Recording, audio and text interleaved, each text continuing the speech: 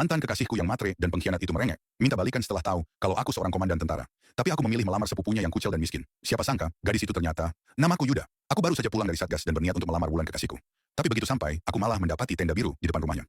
Dan betapa aku terkejut saat mendengar alasannya yang mengatakan, kalau ia lebih memilih dijodohkan dengan pengusaha daripada menikah dengan aku, yang hanya tentara berpangkat rendah. Maaf mas, orang tuaku lebih mendukung untuk menikah sama Mas Narendra. Katanya masa depanku akan lebih baik kalau sama Mas Narendra daripada sama Mas Yudha.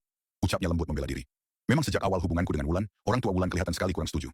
Terutama ketika aku mengatakan, kalau pangkatku hanya tamtama. Setelah mendengar penjelasan Wulan, aku pergi dengan perasaan kecewa. Bagaimana tidak? Kami sudah berkomitmen untuk menikah setelah aku pulang dari Satgas. Tapi kenyataannya, saat aku kembali, Wulan justru mengingkari janji dan memilih menikah dengan pria yang lebih mapan. Tapi saat hendak meninggalkan rumah Wulan, aku mendengar keributan. Seorang perempuan dimaki oleh orang tua Wulan. Namanya Vina, ternyata dia sepupu Wulan. Di tengah amarah dan kekecewaanku, muncul niat balas dendam. Aku pun mengatakan bahwa Vina adalah calon istriku. Dan selama ini aku telah berselingkuh dengannya, hanya untuk menyakiti Wulan seperti ia telah menyakitiku. Wulan menganga mendengar hal ini, seolah tak percaya.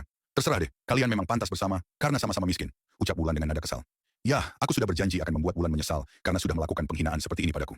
Aku melamar Vina pada hari itu juga. Masih di hari yang sama, Wulan mengirim pesan ke Vina dengan nada merendahkan, mengatakan kalau hidup Vina pasti akan suram setelah menikah denganku karena aku hanya miskin. Tapi aku menyembunyikan identitasku yang sebenarnya. Selama pacaran dengan Wulan, aku mengatakan kalau hanya tentara rendahan dengan pangkat yang rendah pula.